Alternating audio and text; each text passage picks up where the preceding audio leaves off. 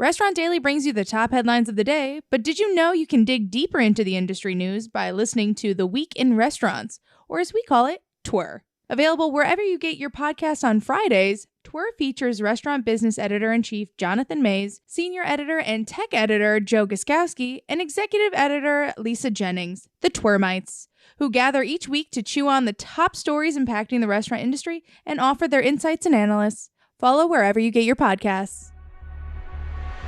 Chuck E. Cheese is watching you. McDonald's has named its first soccer stadium, and Black Rock Coffee's traffic was down, but sales were up. Welcome to Restaurant Daily, your daily dose of the most important news in the industry from the editors of Restaurant Business and Nation's Restaurant News. I'm RB Executive Editor Lisa Jennings. And I'm NRN Managing Editor Leanne Zitzmeister. Chuck E. Cheese is using AI to fight fraud. The food and games chain is almost done installing an AI-powered camera system at all of its stores. The system flags suspicious activity at the POS in real time, like when a cash drawer is opened without a sale. That allows the chain's loss prevention team to jump on cases immediately, shortening a process that used to take days or weeks.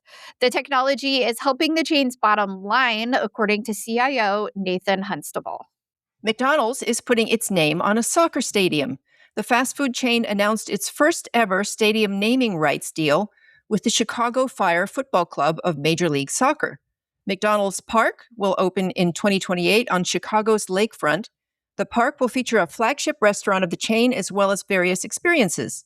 People visiting the stadium will also be able to round up to donate to Ronald McDonald House charities, and the company will help fund a local effort to provide soccer equipment to elementary schools. Bad weather and new locations put a lid on Black Rock Coffee Bar's sales last quarter. The Arizona-based coffee chain said that same-store sales rose 5.2%, mostly because customers spent more during the period. Traffic declined. The company said that bad weather in January held back sales somewhat. So did new locations in Phoenix, a top market for the chain. Quick service pizza chains have been coming back down to earth since the category's pandemic highs. In 2025, however, the category slipped below the surface, registering a 0.3% year-over-year sales slide. Much of this decline was skewed by an outsized impact from some of the biggest players. 6 out of the top 10 QSR pizza chains were negative last year in sales, including Pizza Hut, which lost 8.2% of its sales. Pizza underperformed every other category last year and was the only one with negative sales. Further, there were 103 total chains out of Technomic's top 500 report that generated double-digit sales increases, and just 3 were limited service pizza chains. They included Lost Pizza Company, Crust Pizza Company, and Jets Pizza. Dave & Buster's is selling unlimited gaming passes for the second straight summer. The summer season pass goes on sale May 19th and will give customers 3 options to get unlimited gameplay, food and drink discounts, and other perks, starting for as little as $1 a day. The entertainment chain is also adding 10 new games this summer, including World Cup and John Wick games. It is part of the chain's effort to snap a lengthy same-store sales slump. Statistically speaking, most Americans either like or love ranch dressing. I'm not one of those statistics.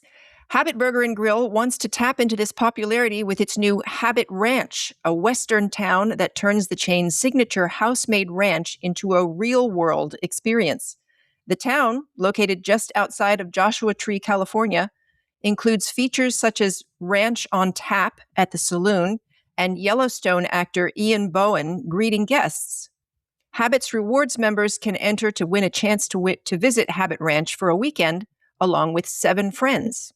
And speaking of sauce, Papa John's signature garlic dipping sauce has been one of the brand's biggest differentiators since it was founded in 1984 and is largely credited as the first dip created specifically for pizza. It has since been included with every pizza ever sold at the brand, and soon it can also be included in any meal made at home.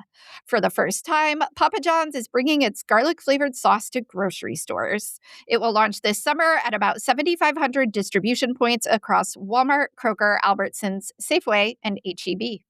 Celebrity chef and restaurateur Marcus Samuelsson has signed on to open a burger concept at Etihad Park, the soccer stadium that's slated to open in New York City next year. The as yet unnamed restaurant is the first in what the operators of the stadium say will be an entire lineup of local concepts. That will include a 10-restaurant food court showcasing local operators and other concepts that will reflect the city's diverse culinary culture. Do you feel like top chicken chains like Raising Cane's and Chick-fil-A are too male-focused? Then meet Flock and Fresh, a new fast casual chicken concept founded by Smoothie King CEO Juan Kim earlier this month in Dallas. Flock and Fresh is a brand designed to appeal to women and families. It features both fried and grilled tenders, sandwiches, or salads made with chicken raised without antibiotics or hormones and never frozen. The female focus also applies to the restaurant design, including larger bathrooms with designated diaper-changing areas that are kid-friendly. Read more about this buzzworthy brand at restaurantbusinessonline.com. And that should do it for Restaurant Daily. Listen to us every weekday wherever you get your podcasts. I'm Lisa Jennings. And I'm Leanne Zinsmeister. Stay spicy. Thank you for listening to today's episode of Restaurant Daily. Rate us on Apple Podcasts, Spotify, and subscribe.